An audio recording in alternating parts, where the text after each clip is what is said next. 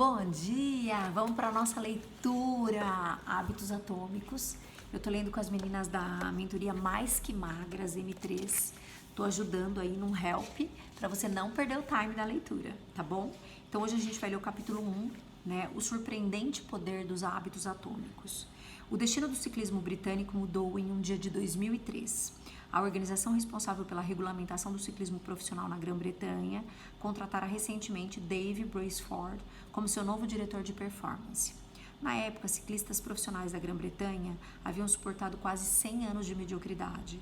Desde 1908, ciclistas britânicos conquistaram apenas uma medalha de ouro nos Jogos Olímpicos e se saíram ainda pior na corrida de ciclismo, o Tour de France. Em 110 anos, nenhum ciclista britânico ainda havia vencido o evento. Na verdade, o desempenho dos ciclistas britânicos era tão decepcionante que um dos principais fabricantes da Europa se recusou a vender bicicletas para a equipe, porque temia que isso prejudicasse as vendas se outros profissionais vissem os britânicos usando seus equipamentos. Brailsford havia sido contratado para mudar o rumo do ciclismo britânico. O que o diferenciava dos treinadores anteriores era o seu compromisso inabalável com uma estratégia que ele chamava de agregação de ganhos marginais. Que era a filosofia de procurar por uma pequena margem de melhoria em tudo que você faz. Segundo Brailsford, todo o princípio surgiu da ideia de que se você dividir todas as ações que conseguir pensar como integrante da atividade de andar de bicicleta e em seguida melhorar 1% em cada uma delas, teria um aumento significativo ao colocá-las todas em ação.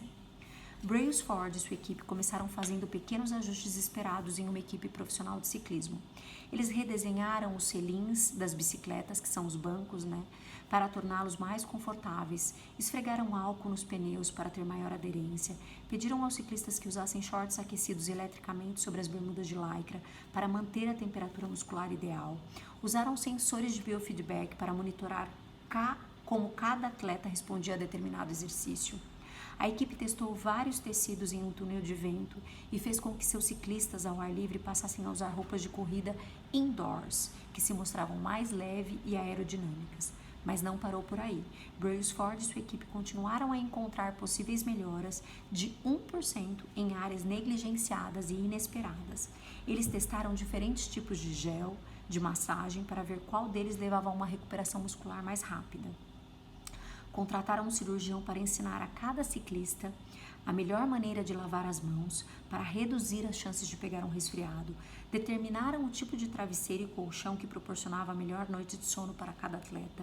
Até pintaram o interior do caminhão da equipe de branco, o que ajudava a identificar pontos de poeira que normalmente passariam desapercebidos, mas poderiam prejudicar o desempenho das bicicletas, que eram precisamente ajustadas. Como essas e centenas de outras pequenas melhorias se acumularam, os resultados foram muito mais rápidos do que se poderia imaginar. Em apenas 5 anos após Brailsford assumir a equipe britânica, eles dominaram o evento de ciclismo de estrada e pista nos Jogos Olímpicos de 2008 em Pequim, onde conquistaram um impressionante 60% das medalhas de ouro. 4 anos depois, quando os Jogos Olímpicos chegaram a Londres, os britânicos elevaram o nível ao estabelecer 9 recordes olímpicos e 7 mundiais. Nesse mesmo ano, Bradley se tornou o primeiro ciclista britânico a vencer o Tour de France. No ano seguinte, seu companheiro de equipe Chris venceu a corrida e voltaria a vencer em 2015, 2016, 2017, dando à equipe britânica 5 vitórias no Tour de France em 6 anos. Durante o período de 10 anos, que foi 2007 a 2017, os ciclistas britânicos conquistaram 178 campeonatos mundiais e 66 medalhas de ouro olímpicas ou paralímpicas. Conquistaram 5 vitórias no Tour de France, que é considerada a corrida mais bem-sucedida na história do ciclismo. Como isso aconteceu? Como atletas comuns se transformaram em campeões mundiais com pequenas mudanças que à primeira vista parecem fazer uma diferença modesta, na melhor das hipóteses. Porque pequenas melhorias se acumulam em resultados tão notáveis e como você e eu podemos replicar essa abordagem na vida. Porque os hábitos fazem a diferença. É muito fácil superestimar a importância de um momento decisivo e subestimar o valor das pequenas melhorias diárias. Muitas vezes nos convencemos de que um grande sucesso requer uma grande ação, seja para perder peso, para construir um negócio, para escrever um livro, para ganhar um campeonato ou alcançar qualquer objetivo. Pressionamos a nós mesmos para gerar uma melhoria impressionante de que todos comentem. Enquanto isso, melhorar 1% não é particularmente notável, às vezes nem é perceptível, mas pode ser muito mais significativo, especialmente a longo prazo. A diferença que uma pequena melhoria pode fazer ao longo tempo é impressionante. Veja como a matemática funciona.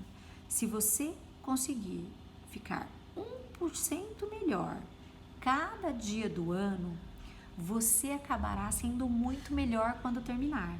Por outro lado, 1% pior a cada dia, você declinará quase zero.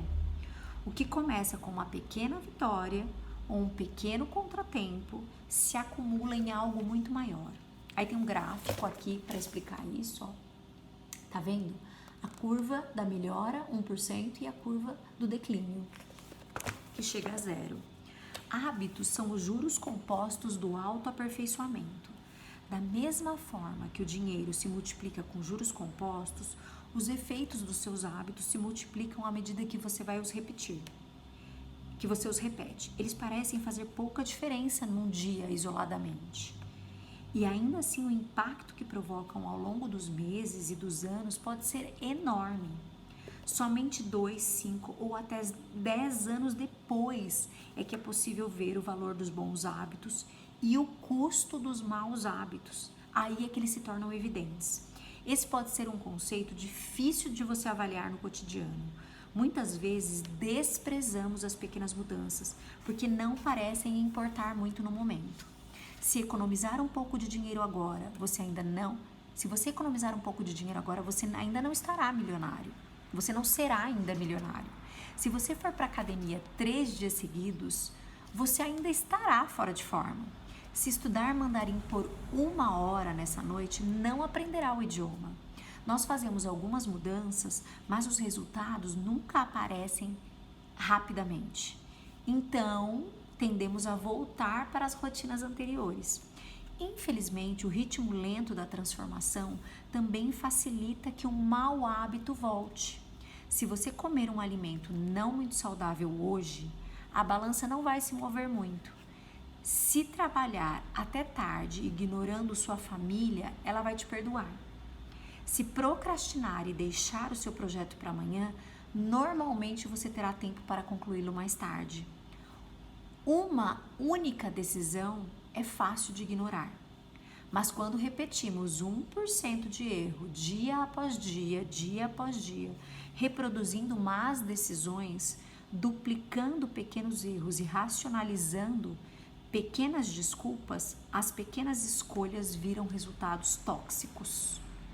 É o acúmulo de muitos erros, um declínio de 1% aqui, 1% ali, que em algum momento geram problemas. O impacto criado por uma mudança em seus hábitos é semelhante ao efeito de mudar a rota de um avião em alguns graus. Imagine que você está voando de Los Angeles para Nova York. Se um piloto ajustar a direção 3,5 graus ao sul, você aterrissará em Washington, em vez de aterrissar em Nova York. Uma mudança tão sensível, tão pequena, ela é imperceptível na decolagem.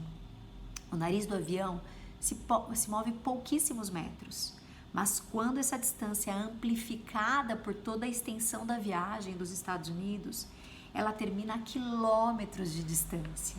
Da mesma forma, uma ligeira mudança em seus hábitos diários pode direcionar sua vida para um destino muito diferente.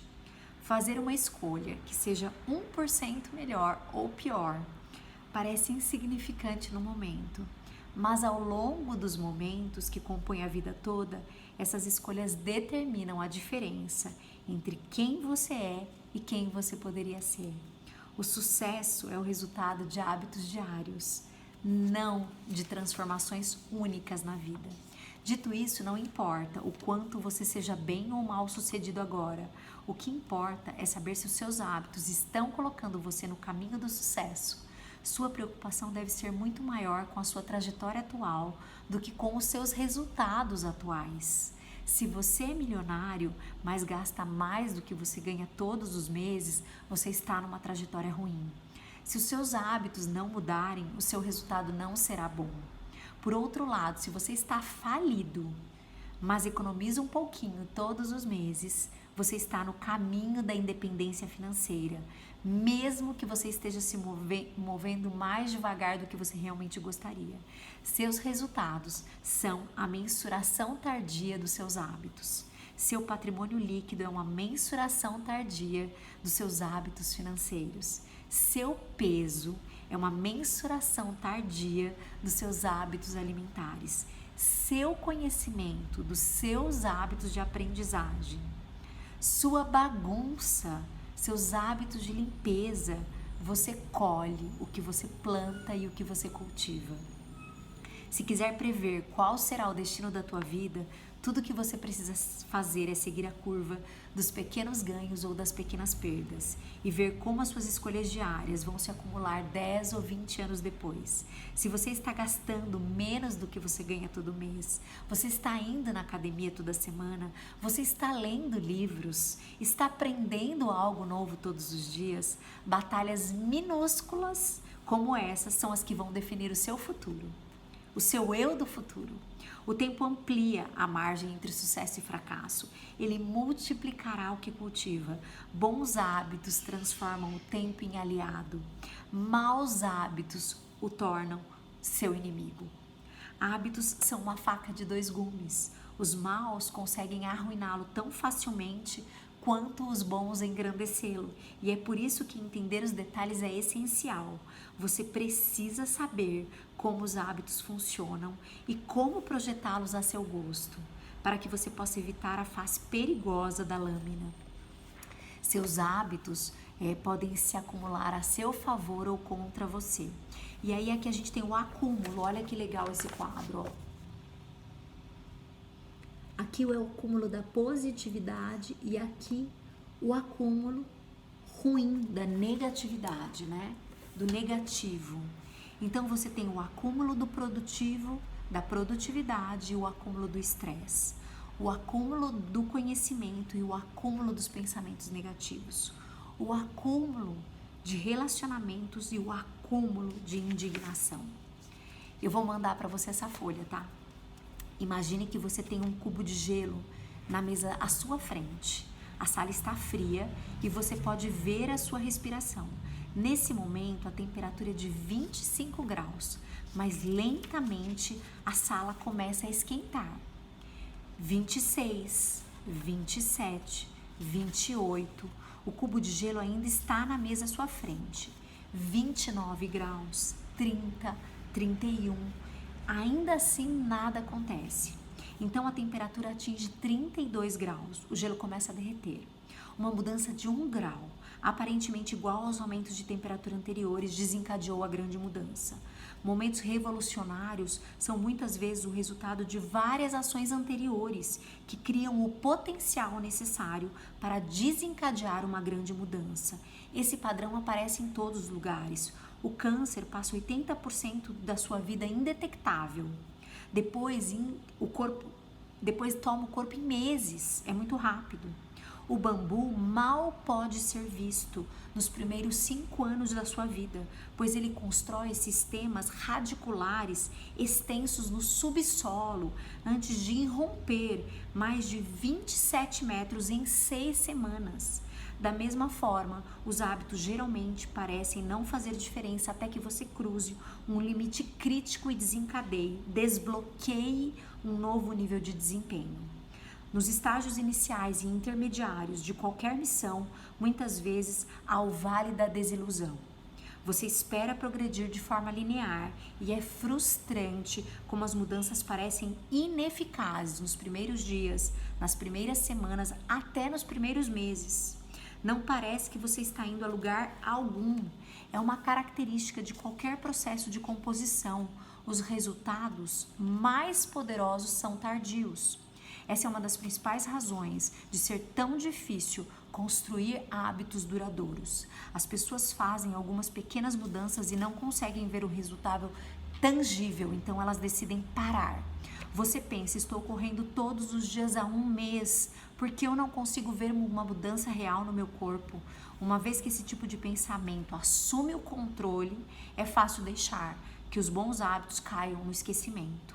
Mas para fazer uma diferença significativa, os hábitos precisam persistir por tempo suficiente para romper determinado patamar. É o que eu chamo de platô do potencial latente. Grava isso. Se você está com dificuldades para criar um bom ou abandonar um mau hábito, não significa que você perdeu sua capacidade de melhorar.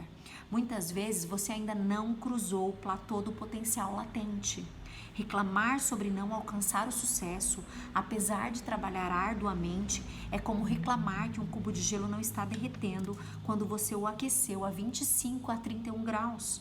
Seu trabalho não foi desperdiçado, ele está sendo armazenado. Toda ação acontece quando a temperatura atinge 32 graus. Quando você finalmente romper o platô do potencial latente, as pessoas vão chamar de sucesso instantâneo. O mundo exterior só vê o acontecimento mais drástico e não tudo que o precedeu. Mas você sabe que o trabalho que fez há muito tempo, quando parecia que você não fazia progresso algum, é o que possibilita o seu salto de hoje. É o equivalente humano da pressão geológica. Duas placas tectônicas podem se friccionar uma contra a outra por milhões de anos, a tensão aumentando lentamente o tempo todo. Então, um dia, elas se friccionam mais uma vez, da mesma forma que fazem há séculos, mas dessa vez a tensão já é muito grande e o terremoto irrompe.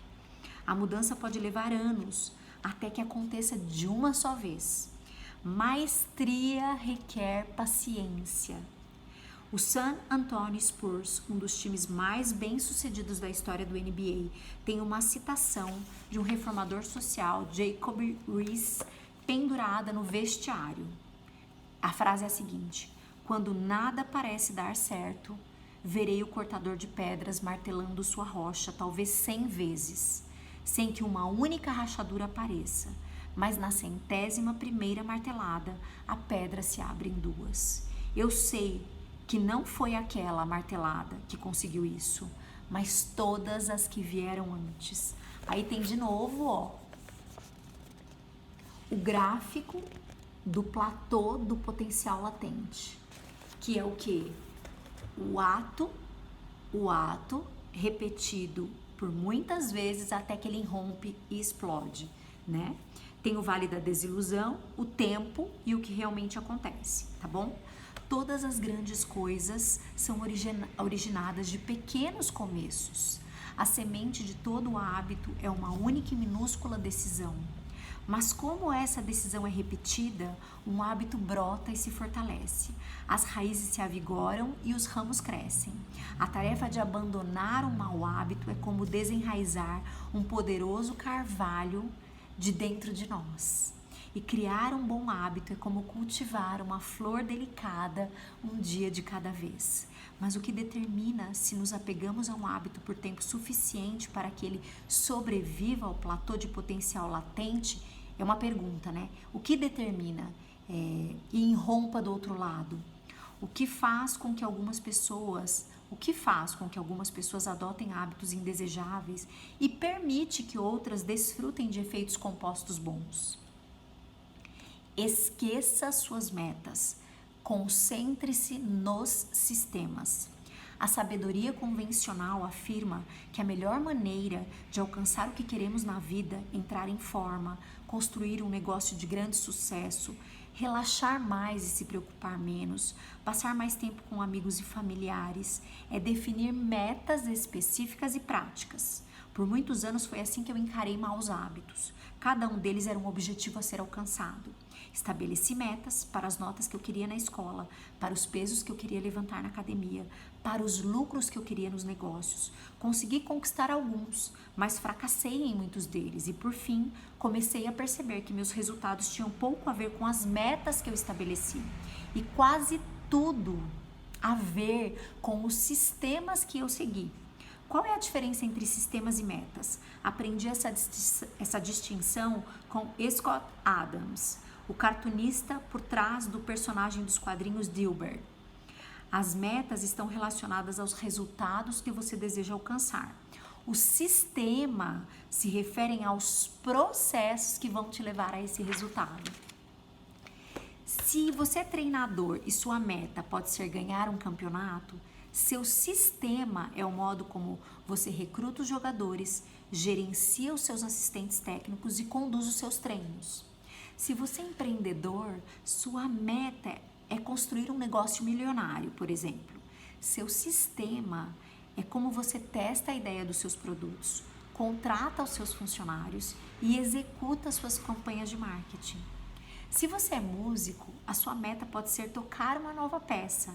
Seu sistema é quantas vezes você pratica, como você desmembra, como lida com as métricas difíceis e qual o seu método para receber o feedback do seu instrutor.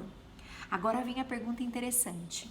E se você ignorasse completamente as suas metas e se concentrasse no sistema, ainda assim você teria sucesso? Por exemplo, se fosse um técnico de basquete, ignorasse a meta de ganhar um campeonato e focasse apenas no que a sua equipe faz no treino todos os dias, você ainda teria resultados? Acredito que sim. O objetivo em qualquer esporte é terminar com a melhor pontuação, mas seria ridículo passar o jogo todo olhando o placar. A única maneira de realmente vencer é melhorar a cada dia. Nas palavras do tricampeão do Super Bowl, Bill Walsh, a pontuação cuida de si mesma. Olha que frase. O mesmo se aplica em outras áreas da sua vida. Se você quiser melhores resultados, esqueça a definição das metas. Concentre-se no sistema. O que pretendo dizer com isso? As metas são completamente inúteis? Claro que não. As metas são boas para determinar a direção, mas os sistemas são muito melhores para fazer o progresso. Vários problemas surgem quando se gasta muito tempo pensando nas metas e não há tempo suficiente para projetar seus sistemas. Vamos ver se a gente está acabando, ó. Foram 22 minutos, faltam 2 páginas, a gente vai terminar o capítulo 1. Problema 1. Vencedores e perdedores têm as mesmas metas. O estabelecimento de metas sofre de um caso sério de viés de sobrevivência. Nós nos concentramos nas pessoas que vencem, os sobreviventes, e erroneamente assumimos que suas metas ambiciosas os levaram ao sucesso, ao mesmo tempo que negligenciamos todas as outras pessoas que tinham o mesmo objetivo e não tiveram sucesso. Todo atleta olímpico quer ganhar uma medalha de ouro, todo candidato quer conseguir um emprego. E se pessoas bem-sucedidas e mal-sucedidas compartilharam os mesmos objetivos, então não é a meta que diferencia os vencedores dos perdedores. Não foi a meta de ganhar o Tour de France que impulsionou os ciclistas britânicos para a elite do esporte. Ao que tudo indica, todos os anos o desejo de vencer era o mesmo. Como qualquer outra equipe esportiva profissional, a meta sempre esteve lá. Somente quando implementaram um sistema de pequenas melhorias contínuas, conseguiram um resultado completamente diferente. Então, agora vem o 2. O primeiro é: vencedores e perdedores têm as mesmas metas. 2. Alcançar uma meta é somente uma mudança momentânea. Imagine que tem um quarto bagunçado e você define a meta de limpá-lo. Se você tiver energia para arrumá-lo, terá um quarto organizado, por hora. Mas se mantiver os mesmos hábitos desleixados que levaram a um quarto bagunçado, logo estará olhando para uma nova pilha de bagunça e esperando uma outra explosão de motivação. Um resultado idêntico o persegue porque você nunca mudou o sistema que está por trás dele. Tratou o sintoma e não abordou a causa. Alcançar uma meta muda sua vida no momento. Esse é um fato controverso sobre o aperfeiçoamento. Achamos que precisamos mudar resultados, mas eles não são o problema. O que realmente precisamos mudar são os sistemas que produzem o resultado. Ao resolver problemas no âmbito dos resultados, a solução é temporária. Para que a melhoria seja perene, você precisa resolver os problemas no âmbito do sistema. Corrija as entradas, e as saídas se corrigirão. Corrija as entradas e as saídas se corrigirão. Problema 3. As metas restringem sua felicidade. O pressuposto implícito por trás de qualquer meta é o seguinte: quando alcançar minha meta, serei feliz. O problema com a mentalidade de metas é que você está continuamente colocando a felicidade de lado até atingir o próximo marco. Caí nessa armadilha tantas vezes que eu perdi a conta. Durante anos, a felicidade sempre foi algo para o meu eu desfrutar no futuro. Prometi a mim mesmo que assim que ganhasse 20 quilos de músculo, ou assim que meu negócio fosse destaque no New York Times, eu finalmente poderia relaxar. Além disso, as metas criam um conflito, ou você atinge seu objetivo e é bem-sucedido, ou fracassa e é uma decepção. Mentalmente, você se enquadra em uma versão restrita da felicidade. Isso é um equívoco. É improvável que seu caminho real ao longo da vida corresponda à exata jornada que tinha em mente quando a iniciou. Não faz sentido nenhum restringir sua satisfação a um cenário quando existem muitos caminhos para o sucesso. Uma mentalidade focada no sistema oferece o antídoto. Quando você se apaixona pelo processo e não pelo produto, não precisa esperar para se dar ao luxo de ser feliz. Pode sim ficar satisfeito a todo momento que seu sistema esteja em execução. E um sistema pode ser bem sucedido de muitas formas diferentes, não apenas da primeira que você imagina. 4. As metas estão em desacordo com o progresso em longo prazo. Por fim, uma mentalidade orientada por metas pode criar o efeito ioiô. Muitos corredores trabalham arduamente ao longo de meses, mas assim que cruzam a linha de chegada, param de treinar. A corrida não está mais lá para motivá-los. Quando todo o seu trabalho árduo está concentrado em uma meta específica, o que restará para impulsioná-lo depois que a meta for alcançada? É por isso que muitas pessoas se veem retomando velhos hábitos depois que chegam ao seu objetivo. O objetivo de estabelecer metas é ganhar o jogo. O propósito de construir sistemas é continuar jogando. O verdadeiro pensamento em longo prazo é um pensamento sem metas. Não se trata de uma única realização, mas sim de um ciclo de refinamento e melhoria contínua. Em última análise, é o seu compromisso com o processo que vai determinar seu progresso. Se você está tendo problemas para mudar seus hábitos, o problema não é você, é o seu sistema. Maus hábitos se repetem de novo, não porque a mudança não seja desejada, mas porque o sistema que você está usando está errado. Você não sobe para atingir o nível dos seus objetivos, você desce ao nível dos seus sistemas. Concentrar-se no sistema geral em vez do objetivo é um dos temas principais aqui neste livro. É também um dos significados mais profundos por trás da palavra atômico. Você provavelmente já percebeu que um hábito atômico se refere a uma mudança pequena, um ganho marginal, um aprimoramento de 1%, mas os hábitos atômicos não são apenas velhos hábitos, por menores que sejam, são pequenos hábitos que fazem parte de um sistema maior. Assim como os átomos são os blocos da construção das moléculas, os hábitos atômicos são os blocos da construção dos resultados notáveis. Hábitos são como os átomos da nossa vida. Cada um deles é uma unidade fundamental que contribui na melhoria geral. No início, essas minúsculas rotinas parecem insignificantes, mas logo elas se acumulam e alimentam ganhos muito maiores que se multiplicam em um grau que supera em muito o custo do seu investimento inicial. Eles são pequenos, mas são poderosos. Esse é o significado da expressão hábitos atômicos. Uma prática ou rotina regular que não é apenas pequena e fácil de fazer, mas também é a fonte de um incrível poder, um componente do sistema do crescimento composto. Resumo do capítulo, olha que legal. Hábitos são juros compostos de autoaperfeiçoamento. Obter uma melhoria de 1% todos os dias conta muito a longo prazo. Hábitos são uma faca de dois gumes. Eles podem trabalhar para você ou contra você. E é por isso que é necessário entender os detalhes. É essencial entender os detalhes. Pequenas alterações geralmente não parecem fazer diferença até que você cruze um limite crítico. Os resultados mais poderosos de qualquer processo de composição são tardios. Você precisa ser paciente. Um hábito atômico é um pequeno hábito que faz parte de um sistema muito maior. Assim como os átomos são blocos de construção das moléculas, os hábitos atômicos são os blocos de construção de resultados notáveis. Se você quiser melhores resultados, esqueça a definição das metas, concentre-se no seu sistema.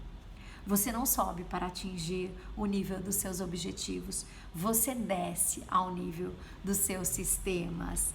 Encerramos capítulo 1, meta do dia, propósito estabelecido, propósito do dia cumprido com relação à leitura. Um beijo.